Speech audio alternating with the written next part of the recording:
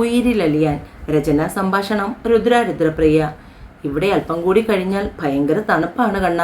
വെറുതെ നീ കോൾഡ് പിടിപ്പിക്കല്ലേ. എന്നാൽ കുറച്ചു നേരം കൂടി കഴിഞ്ഞു പോകാം. അരമണിക്കൂർ പ്ലീസ്. ശരി. കാശിയെ പുണർന്നുകൊണ്ട് കൺമണി അവനോട് ചേർന്നിരുന്നു. ദൂരെ നിന്നും പാതിരാക്കോഴിയുടെ കൂവൽ കേട്ടു.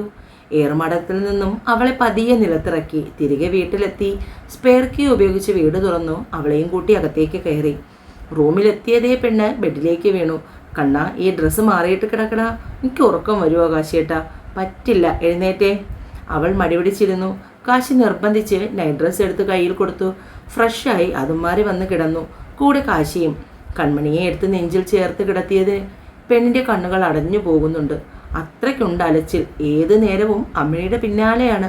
പിന്നെ എങ്ങനെ ക്ഷീണിക്കാതിരിക്കും? രാവിലെ എല്ലാം പതിവ് പോലെ. ഉച്ചയ്ക്ക് ഭക്ഷണം കഴിഞ്ഞ് ഒന്ന് മയങ്ങുമ്പോൾ മൊബൈൽ തുടർച്ചയായി റിങ് ചെയ്യുന്നു. നോക്കുമ്പോൾ വിശ്വമാണ്. ഹലോ കാശി, നീ ഇന്ന് തന്നെ വരണം. ഇവിടെ കാര്യങ്ങൾ വേഗത്തിൽ സെറ്റായി. നീയും കൂടി സൈൻ ചെയ്യേണ്ട കുറച്ച് പേപ്പേഴ്സ് ഉണ്ട്. അതുകൊണ്ട് നീ ഫ്ലൈറ്റിന് വന്നാൽ മതി. ഇതെന്താടാ പെട്ടെന്ന്? അതാണ് ഞാനും ആലോചിക്കുന്നത്. ഒരാഴ്ച കഴിയുമെന്നാണ് ആദ്യം അവർ പറഞ്ഞത്. പക്ഷേ ഇപ്പോൾ എന്നെ വിളിച്ചിട്ട് പറയുന്നു എല്ലാം റെഡി ആയിട്ടുണ്ട്, നമുക്ക് ഇന്ന് തന്നെ എഗ്രിമെൻറ്റ് സൈൻ ചെയ്യണമെന്ന്. ശരി, ഞാനെത്താം. വിശ്വത്തിനോട് അങ്ങനെ പറഞ്ഞെങ്കിലും കൺമണിയെ എന്ത് പറഞ്ഞ് സമാധാനപ്പെടുത്തുമെന്നായിരുന്നു കാശിയുടെ ചിന്ത. കണ്ണാ. കാശിയുടെ നീട്ടിയുള്ള വിളി കേട്ട് കൺമണി വേഗം മുകളിലേക്ക് വന്നു. എന്താ കാശിയേട്ടാ? യാത്ര പോകാൻ റെഡിയായി നിൽക്കുന്ന കാശിയെ കണ്ട് കൺമണി മുഖം ചുളിച്ചു. വിശ്വം ഇപ്പോൾ വിളിച്ചിട്ടുണ്ടായിരുന്നു. എനിക്ക് ഉടനെ ബാംഗ്ലൂർ എത്തണം. കമ്പനിയുടെ കാര്യങ്ങളെല്ലാം ഓക്കെ ആയിട്ടുണ്ട്. അർജൻറ്റായി സൈൻ ചെയ്യാനുള്ള കുറച്ച് പേപ്പേഴ്സ് ഉണ്ട്. അടുത്ത ആഴ്ച പോകുന്നതല്ലേ കാശിയേട്ടൻ പറഞ്ഞേ? അതേ കുഞ്ഞേ, പക്ഷെ ഇപ്പോൾ പോയാലേ പറ്റൂ. അവൾ വേഗം കാശിക്ക് കൊണ്ടുപോകാനുള്ള ഡ്രസ്സ് മറ്റ് സാധനങ്ങൾ എടുത്തു വെച്ചു. അത് കണ്ടപ്പോൾ കാശിയുടെ ചുണ്ടിലും കുഞ്ഞു പുഞ്ചിരി വിരിഞ്ഞു. റെഡിയായി കഴിഞ്ഞ് അവളെ പിന്നിലൂടെ ചേർത്ത് പിടിച്ചു. മുടി പാടി ഒതുക്കി പിൻകഴുത്തിൽ ചുണ്ട് ചേർത്തു. ഞാൻ വേഗം തിരികെ വരും. മൂളിയതേ ഉള്ളു കൺമണി. നിറഞ്ഞ കണ്ണുകൾ വേഗം തുടച്ചു മാറ്റി കൺമണി. കാശിയുടെ കയ്യിൽ കൈ ചേർത്ത് പിടിച്ച് പടികൾ ഇറങ്ങി. ഇതെന്താ കുട്ടാ പെട്ടെന്ന് യാത്ര? വിശ്വം വിളിച്ചിരുന്നമ്മാമ്മേ. അവിടെ തുടങ്ങുന്നതിൻ്റെ കാര്യങ്ങളൊക്കെ തീരുമാനമായി. അതിൽ അത്യാവശ്യം കുറച്ച് പേപ്പേഴ്സ് സൈൻ ചെയ്യാനുണ്ട്. ഇന്ന് പോയതെല്ലാം റെഡിയാക്കണം. ഇത്രയും പെട്ടെന്ന് കമ്പനി സ്റ്റാർട്ട് ചെയ്യാൻ കഴിയുമെന്ന് കരുതിയില്ല. അമ്മയോടും അമ്മാമ്മയോടും യാത്ര പറഞ്ഞിറങ്ങി. രാജീവൻ കാറുമായി വന്നു. കാശി കാറിൽ കയറി. കാർ കണ്ണിൽ നിന്നും മറയുവോളം കൺമണി നോക്കി നിന്നു. നിനക്ക് അവളെ കൂടെ കൂട്ടാൻ പാടില്ലായിരുന്നോ കാശി? ഇപ്പോൾ കൂടെ കൂട്ടിയാൽ ശരിയാവില്ല രാജീവ. എനിക്ക് അവളുടെ കാര്യം ഒന്നും നോക്കാൻ കഴിയില്ല. ഞാൻ ചെല്ലുന്നത് മുതൽ എൻഗേജ്ഡ് ആയിരിക്കും. ഒന്നാമതറിയാത്ത സ്ഥലം. എനിക്കൊരു മനസ്സമാധാനവും കാണില്ല. ഇതിപ്പോൾ കുറച്ചു നേരത്തെ സങ്കടം കാണും. അത് കഴിയുമ്പോൾ അമ്മയുടെ പിറകെയാവും. ഡിഗ്രി വരെ പഠിച്ചു എന്ന് പറഞ്ഞിട്ട് കാര്യമില്ല. അതിൻ്റേതായിട്ടുള്ള ഒരു പക്വതയും ഇല്ലടാ. എന്നാൽ കൂട്ടുകാരി അതൊരമിട്ടാണ് രാധ. രാധപുരാണം കേട്ട് കേട്ട് എൻ്റെ ചെവി തഴമ്പിച്ചു. ആ, എനിക്കറിയാം മുതലിനെ. അന്ന് മരണത്തിന് പോയപ്പോൾ കുറച്ചു നേരം അറിയാതെ വായിൽ ചെന്ന് പെട്ടു. ആഹാ, നിനക്കറിയാമോ? ആ, അറിയാം. എയർപോർട്ടിൽ കാശിയെ ഇറക്കി രാജീവൻ തിരികെ വന്നു. ബാംഗ്ലൂരിൽ വിശ്വം കാശിയെ കാത്തു നിൽപ്പുണ്ടായിരുന്നു. കണ്ടപാടെ രണ്ടുപേര് ഹഗ് ചെയ്തു. എല്ലാം പെട്ടെന്നായിരുന്നടാ. 2 മലയാളീസാണ്, ജീവനും ജെയിംസും. ഇവിടുത്തെ ബിസിനസ്സൊക്കെ അവർ അവസാനിപ്പിച്ചിട്ട് നാട്ടിലേക്ക് പോകുന്നു. അതാണ്. എടാ അഞ്ജലി, അവൾ അറിഞ്ഞില്ലേ? അന്ന് നാട്ടിൽ നിന്ന് തിരികെ വന്നതിന് ശേഷം ഞാൻ അവളെ കണ്ടിട്ടില്ല. പിന്നെ തിരക്കാനും പോയില്ല. അവൾ ശരിയാവില്ലടാ. ഇടയ്ക്ക് 1-2 വട്ടം എന്നെ വിളിച്ചിരുന്നു. നീ വരുന്നുണ്ടോ ഇവിടേക്കെന്ന് തിരക്കാൻ. ഒരുമാതിരി വാശിയുള്ളതുപോലെ നിന്നെ നേടാൻ. പണ്ട് നമ്മൾ കണ്ട അഞ്ജലി അല്ലടാ അവൾ. നീ എന്തായാലും അവളെ സൂക്ഷിക്കണം. ആ, അതുപോട്ടെ, നിന്റെ കണ്ണൻ എന്ത് പറയുന്നു? ഇവിടുത്തെ ജോലിയൊക്കെ തീർത്ത് എത്രയും പെട്ടെന്ന് ചെല്ലാമെന്ന് ഉറപ്പ് കൊടുത്തിട്ടാണ് വന്നത്. ഇവിടെ എല്ലാം സെറ്റായിട്ടേ അവളെ കൂടെ കൊണ്ടുവരുവൂ. അതാണ് നല്ലത്. അവിടെ അവളും ഇവിടെ നീയും. അങ്ങനെയായാൽ ജീവിതം ശരിയാവില്ല. സംസാരിച്ചുകൊണ്ട് രണ്ടുപേരും JJ കൺസ്ട്രക്ഷനിലെത്തി. കാർ പാർക്ക് ചെയ്ത് രണ്ടുപേരും ഒരുമിച്ചാണ് അകത്തേക്ക് പോയത്. 4 നിലയുള്ള കെട്ടിടം, അതും മെയിൻ റോഡിൽ തന്നെ. വലിയ ഗ്ലാസ് ഡോർ തുറന്ന് കാശിയും വിശ്വവും അകത്തേക്ക് കയറി. ജെയിംസും ജീവനും ഒരുപോലെ ഇരുവരെയും സ്വാഗതം ചെയ്തു. പുതിയ പരീക്ഷണങ്ങളിലേക്കുള്ള തങ്ങളുടെ കാൽവെപ്പാണതെന്ന് ഇരുവരും അറിഞ്ഞില്ല. വിശ്വത്തിൻ്റെ പരിചയത്തിലുള്ളൊരു അഡ്വക്കേറ്റ് കൂടി അവരുടെ കൂടെ ജോയിൻ ചെയ്തു. ഡോക്യുമെൻറ്റ്സ് എല്ലാം വെരിഫൈ ചെയ്തു. എഗ്രിമെൻ്റ് ഇരുവരും ചേർന്ന് സൈൻ ചെയ്തു. എന്താവശ്യത്തിന് വിളിച്ചാലും കൂടെ കാണുമെന്ന ഉറപ്പ് കൊടുത്തുകൊണ്ട് ജെ പിന്നെയും 1-2 ജോലികൾ ചെയ്ത് തീർക്കാനുണ്ടായിരുന്നു. 4 പേർക്കും കൂടി. അതൊക്കെ കഴിഞ്ഞപ്പോൾ നേരം ഒരുപാട് വൈകി. രാത്രിയിൽ പുറത്തുനിന്നും ഭക്ഷണം കഴിച്ചു കാശിയും വിഷുവും ഫ്ലാറ്റിലെത്തി. മൊബൈൽ എടുത്ത് നോക്കുമ്പോൾ സൈലന്റ് ആണ്. 5-6 മിസ്ഡ് കോൾസ്, എല്ലാം കണ്ണൻ്റെ. തിരികെ 1-2 വട്ടം വിളിച്ചിട്ട് പെണ്ണെടുക്കുന്നില്ല. ഒടുവിൽ അമ്മയുടെ ഫോണിലേക്ക് വിളിച്ചു. അമ്മേ, എന്താ കുട്ടാ, ഇപ്പോഴാ നിനക്ക് വിളിക്കാൻ തോന്നിയേ? ആ കുട്ടി എന്ത് വിഷമിച്ചു, ഒരേ കരച്ചിലാണ്. സോറി അമ്മ, ഇവിടെ വന്നപ്പോൾ മുതൽ നല്ല തിരക്കായിരുന്നു. ഇപ്പോൾ സ്വസ്ഥമായി ഫ്ലാറ്റിലേക്ക് വന്നതേയുള്ളൂ. അമ്മ അവളുടെ കയ്യിൽ ഫോൺ കൊടുക്കുമോ? ഞാൻ കൊടുക്കാം. മുമ്പത്തെ പോലെയല്ല, പോയാൽ പോയണം വന്നാൽ വന്നിടം. അത് പറ്റില്ല കുട്ടാ. നേരം വെളുത്തപ്പോൾ മുതൽ ഫോണും പിടിച്ചുകൊണ്ടിരിക്കുകയാണ്, നീ വിളിക്കുമെന്ന് വിചാരിച്ച്. മോളെ, കുട്ടനാണ്, ഇതാ സംസാരിക്ക്.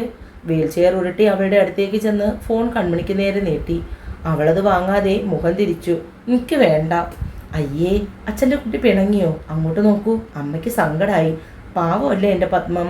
നിന്റെ കയ്യിൽ ഫോൺ തരാൻ അവൾ വീൽ ചെയർ ഉരുട്ടി വന്നിട്ട് നീ ഫോൺ വാങ്ങാത്തത് വിഷമാവില്ലേ മോളെ അവൾക്ക്? കൺമണി അമ്മയെ നോക്കി. പത്മത്തിൻ്റെ മുഖം ഗൗരവത്തിലായി. കൺമണി ഫോൺ വാങ്ങി ചെവിയോട് ചേർത്ത് പിടിച്ചു. അവിടെ നടന്ന സംഭാഷണങ്ങളെല്ലാം ഇതിനോടകം തന്നെ കാശി കേട്ട് കഴിഞ്ഞു. കാശിയേട്ടനെ ഞാനിന്ന് എത്ര തവണ വിളിച്ചു, എന്നിട്ട് ഒരു വട്ടമെങ്കിലും ഫോൺ എടുത്തോ? ഇവിടുന്ന് പോയപ്പോൾ കാശിയേട്ടൻ എന്നെ മറന്നു. സംസാരിച്ചുകൊണ്ട് കൺമണി സ്റ്റെപ്പ് കയറി മുറിയിലെത്തി. കാശി ബെഡിൽ ഹെഡ് റെസ്റ്റിൽ ചാരിയിരുന്നു. എന്നെ വേണ്ടേ കാശിയേട്ടാ? ചോദ്യത്തോടൊപ്പം ആ ചുണ്ടുകളും കൂർത്തു വന്നു. കണ്ണേ, ആ ഒരു വിളി മതിയായിരുന്നു അതുവരെ കലുഷിതമായിരുന്ന കൺമണിയുടെ മനസ്സ് നിറയാൻ. അങ്ങനെ വേണ്ടാതെ ഇട്ടിട്ട് പോകുന്നതാണെന്ന് തോന്നിയോ എൻ്റെ കണ്ണിന്? പിന്നെന്താ, ഞാൻ വിളിച്ചിട്ട് ഫോൺ എടുക്കാത്തത് കൊണ്ട് എനിക്ക് കാണുവാൻ തോന്നുമോ കാശിയേട്ടാ? കാണാഞ്ഞിട്ട് നെഞ്ച് വേദനിക്കുന്നു. കണ്ണേ, അമ്മയുടെ ഫോൺ കട്ടാക്കിക്കേ, ഞാൻ കുഞ്ഞിനെ വീഡിയോ കോൾ ചെയ്യാം. അവൾ വേഗം കോൾ കട്ട് ചെയ്ത് ഫോൺ മാറ്റിവെച്ചു. കൺമണിയുടെ ഫോണിൽ ആ നിമിഷം കാശിയുടെ വീഡിയോ കോൾ തേടിയെത്തി. കൺമണി കോൾ അറ്റൻഡ് ചെയ്തു. കാശിയേട്ടാ. കാശിയെ കണ്ടപ്പോൾ പെണ്ണിൻ്റെ കണ്ണ് വിടർന്നു. അവളുടെ മുഖത്തെ പുഞ്ചിരി അതേപടി കാശിയിലേക്കും പകർന്നു. ഇവിടെ വന്നത് മുതൽ തിരക്കിലായിരുന്നു. എല്ലാം കഴിഞ്ഞ് വന്നതേയുള്ളൂ. വേഷം പോലും മാറിയില്ല. ഫോൺ നോക്കിയപ്പോൾ എൻ്റെ കണ്ണൻ്റെ മിസ് കോൾ. അവളുടെ കണ്ണുകളിലെ പിണക്കം മാറി, അവിടെ പരിഭവം നിറഞ്ഞു.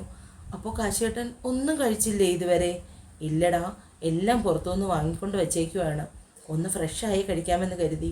എന്നാൽ കാശിയേട്ടൻ പോയി കഴിക്ക്, ഞാൻ കഴിക്കാം. എൻ്റെ കുഞ്ഞിനോട് കുറച്ച് നേരം കൂടി സംസാരിച്ചിട്ട്. കണ്ണേ, നീ ഇല്ലാതെ എനിക്കിപ്പോൾ പറ്റില്ല. നിന്നെ കെട്ടിപ്പിടിക്കാതെ കിടന്നാൽ ഉറക്കം വരില്ല കുഞ്ഞേ. നിൽക്കും ഉറക്കം വരില്ല കാശിയേട്ടാ. പറയുന്നതോടൊപ്പം കൺമണിയുടെ കണ്ണ് നിറഞ്ഞു, ചുണ്ട് പിളർന്നു. അവളുടെ സങ്കടം മാറാൻ വേണ്ടി കാശി മനഃപൂർവ്വം തന്നെ അമ്മണിയുടെ വിശേഷങ്ങൾ തിരക്കി. കാശി കൊണ്ടുപോകാമെന്ന്. എന്തിനാ കാശിയേട്ടാ അമ്മണിയെ ചവിട്ടിക്കണേ? അവളുടെ ചോദ്യം കേട്ടപ്പോൾ കാശിക്ക് ചിരി വന്നു. കുഞ്ഞു ചോദിച്ചില്ലേ അമ്മയോട്?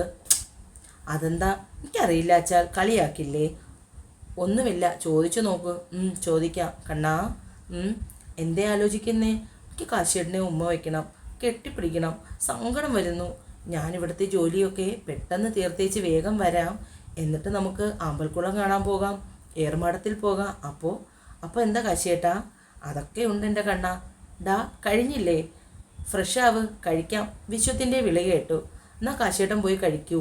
നാളെ വിളിക്കില്ലേ? വിളിക്കും, എന്നും വിളിക്കും. കാശി ചുണ്ടു കൂർപ്പിച്ച് അവൾക്ക് ഉമ്മ കൊടുത്തു. എനിക്ക് ഈ ഉമ്മ വേണ്ട. കെട്ടിപ്പിടിച്ച് ശ്വാസം കിട്ടാണ്ട് കാശിയേട്ടൻ എന്നെ ഉമ്മ വയ്ക്കില്ലേ? അത് മതി. അത് ഞാൻ വന്നിട്ട്. എന്നാൽ ഞാൻ ഫോൺ വിളിക്കട്ടെ. അവൻ ഫോൺ കട്ടാക്കി. കാശി അതേ ചുരിയോടെ എഴുന്നേറ്റ് ഫ്രഷ് ആവാൻ പോയി. ഫ്രഷായി വന്നപ്പോൾ വിശ്വം കഴിക്കാൻ എടുത്തു വെച്ചു. എന്താടാ, നിന്റെ കൺമണി പിണങ്ങിയോ? കാശി ചിരിച്ചു. പാവമാടാ, ഡിഗ്രി വരെ പഠിച്ചു, പക്ഷെ അതിൻ്റെ ഒരു പക്വതയുമില്ല. ശുദ്ധ നാട്ടുമ്പുറത്തുകാരി. ആരെന്ത് പറഞ്ഞാലും വിശ്വസിക്കും, അത്രയും ശുദ്ധ. പെണ്ണ് കാണാനും കല്യാണത്തിനുമൊക്കെ സമ്മതിച്ചത് അമ്മയുടെ നിർബന്ധത്തിന് വഴങ്ങിയാണ് വിശ്വം. പക്ഷേ വിവാഹം കഴിഞ്ഞപ്പോൾ മുതൽ അവൾ എൻ്റെ ഗൗരിയുടെ സ്ഥാനത്തേക്ക് ഞാൻ പോലും അറിയാതെ കടന്നു. ചിലപ്പോൾ ഞാനവൾക്ക് അച്ഛനാകും, ചിലപ്പോൾ അമ്മയും കൂട്ടുകാരനും ഭർത്താവും ഒക്കെ ആകും. ഞാനതെല്ലാം ആസ്വദിക്കുവാണ്. ആ കുഞ്ഞി തല നിറച്ചും അമ്മിണിയും രാധയും അച്ഛനും അമ്മയും ഒക്കെയാ. പിന്നെ അവൾക്ക് പോലും അറിയാത്ത സംശയങ്ങളും. ആ പെണ്ണിനെക്കുറിച്ച് പറയുമ്പോൾ മുഴുവനും അവൻ്റെ സന്തോഷം നോക്കി കാണുമായിരുന്നു വിശ്വം. രാത്രിയിൽ റൂമിൽ കിടന്നിട്ട് കൺമണിക്ക് ഉറക്കം വന്നില്ല. അവൾ നേരെ പത്മത്തിൻ്റെ അടുത്തേക്ക് ചെന്നു. എനിക്ക് ഉറക്കം വരുന്നില്ല അമ്മേ, ഞാനിവിടെ കിടക്കട്ടെ അമ്മയുടെ കൂടെ? അതിനെന്താ വായോ. പത്മത്തെ കെട്ടിപ്പിടിച്ച് കിടന്നു കൺമണി. അവളുടെ ഓർമ്മകളെയും ചേർത്ത് പിടിച്ച് കാശിയെ നിദ്രയെ പുൽകി. രാവിലെ 1-2 അത്യാവശ്യവുമായി ബാങ്കിൽ പോകണമായിരുന്നു. വിശ്വത്തിൻ്റെയും കാശിയുടെയും അക്കൗണ്ടിൽ നിന്ന് കാശ് വിഡ്രോവൽ ചെയ്തു. അത് ചേച്ചിക്ക് കൊടുത്തു. ഓഫീസ് റെനോവേഷൻ ചെയ്യാൻ, വർക്ക് ചെയ്യാനും ഇൻറ്റീരിയർ ചെയ്യാനും ഏൽപ്പിച്ചു.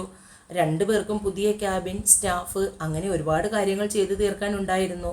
3-4 ദിവസത്തെ ഓട്ടം അതിൻ്റെ പിന്നാലെയായിരുന്നു. ഇതിനിടയിൽ ദിവസവും സമയം കണ്ടുപിടിച്ച് കണ്ണനെ വിളിക്കും. എപ്പോൾ വിളിക്കുമ്പോഴും പരിഭവം പറച്ചിൽ മാത്രമേ ഉള്ളൂ.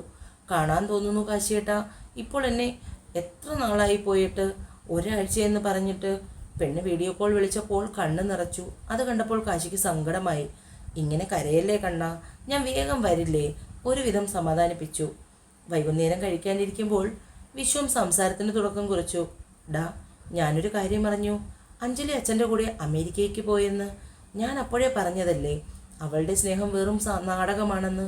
നീ ഇനി മടങ്ങി വരില്ലെന്ന് കരുതിയാണ് ഈ പോക്ക്. അവൾ പോയത് നന്നായി, ആ ശല്യം ഒഴിഞ്ഞു. പിന്നെ അത്യാവശ്യ കാര്യങ്ങൾ സെറ്റായി. ഇനി ഓഫീസിൽ കുറച്ച് ഇൻറ്റീരിയർ അല്ലേ ഉള്ളൂ, അത് ഞാൻ നോക്കിക്കോളാം. നീ പോയി നിൻ്റെ കണ്ണനെ കൂട്ടി വാ, അതിനെ സങ്കടപ്പെടുത്തണ്ട. ഞാനത് നിന്നോട് പറയാനിരിക്കുമായിരുന്നു. 2 ദിവസം കൊണ്ട് ഒരേ കരച്ചിലാണ്. എന്നാൽ നീ ഒരു കാര്യം ചെയ്യ്, നിൻ്റെ കണ്ണനൊരു സർപ്രൈസ് ആവട്ടെ. രാത്രിയിലെ ഫ്ലൈറ്റ് പിടിച്ചോ, ഇനിയും 1.5 മണിക്കൂർ കൂടിയുണ്ട്. കാശി വേഗം റെഡിയായി ഇറങ്ങി വന്നു. ഡാ, ഞാൻ നീ വരുമ്പോൾ ഫ്ലാറ്റ് റെഡിയാക്കി ഇട്ടേക്കും. ചിലപ്പോൾ ഞാൻ അവളെയും കൂട്ടും. അതൊക്കെ റെഡിയാക്കാം. നീ കൊച്ചിനെയും കൊണ്ട് വന്നാൽ മതി. ഞാൻ നിന്നെ എയർപോർട്ടിൽ വിടാം. കഴിഞ്ഞ ദിവസത്തെ മഴ മുഴുവൻ നനഞ്ഞപ്പോൾ ഞാൻ പറഞ്ഞതാ പനി പിടിക്കുമെന്ന്. എന്നിട്ട് കേട്ടില്ല. ഇപ്പോൾ കണ്ടില്ലേ പനിയും പിടിച്ച് കിടക്കുന്നത്. കൺമണിയെ നോക്കി പത്മൻ ദേഷ്യപ്പെട്ടു. എനിക്ക് കുഴപ്പമില്ല അച്ഛാ, ഈ അമ്മയോട് പറയൂ. എന്നാൽ ഇന്നിപ്പോൾ 2 ദിവസമായില്ലേ മോളെ. ഇന്നലെ ഇത്തിരി ഭേദമായി കുളിച്ച് ഈ ചുക്ക് കാപ്പി കുടിക്ക്. അവൾ കാപ്പി വാങ്ങി കുടിച്ചിട്ട് റൂമിലേക്ക് പോകാൻ തുടങ്ങി. ഇന്നുകൂടി ഇവിടെ കിടന്നിട്ട് നാളെ മോളുടെ റൂമിൽ പോയാൽ പോരെ. ഇപ്പോൾ കുഴപ്പമില്ല അച്ഛാ. എന്നാൽ ശരി, പോയി കിടന്നോ. ഏകദേശം 12 മണിയോടെ അമ്മാമ്മയുടെ ഫോണിലേക്ക് കാശി വിളിച്ചു. അമ്മാമ്മ ഞെട്ടിപ്പോയി ഈ അസമയത്തുള്ള വിളിയിൽ. ആ വെപ്രാളം മുഴുവനും ശബ്ദത്തിലുണ്ടായിരുന്നു. എന്താ കുട്ടാ, എന്താ ഈ നേരത്ത്? അമ്മാമ്മയുടെ ശബ്ദത്തിലെ വിറയൽ കാശി തിരിച്ചറിഞ്ഞു. പേടിക്കാനൊന്നുമില്ല അമ്മാമ്മേ, ഞാൻ പുറത്തുണ്ട്. അമ്മാമ്മ വന്ന് കതക് തുറന്ന് തന്നാൽ മതി. എല്ലാവരെയും വിളിച്ചുണർത്തേണ്ട എന്ന് കരുതിയാണ്. അത്രയേ ഉള്ളൂ. ഞാനങ്ങ് പേടിച്ചു പോയി. കതക് തുറന്നതും കാശി അകത്തേക്ക് കയറി. നീ വല്ലതും കഴിച്ചോ കുട്ടാ? കഴിച്ചിട്ടാണ് വന്നത്. എന്നാൽ കിടന്നോ. കാശി നേരെ മുകളിലേക്ക് വേഗത്തിൽ പടികൾ കയറി. കൺമണിയെ ഒന്ന് കാണാൻ ഉള്ളം തുടിച്ചു. ചാരിയിട്ടിരിക്കുന്ന മുറിയുടെ വാതിൽ തള്ളി തുറന്നകത്തേക്ക് കയറുമ്പോൾ കണ്ടു ചുരിദാർ ടോപ്പിന് മുകളിൽ കാശിയുടെ ടീഷർട്ട് ഇട്ടേക്കുന്നു.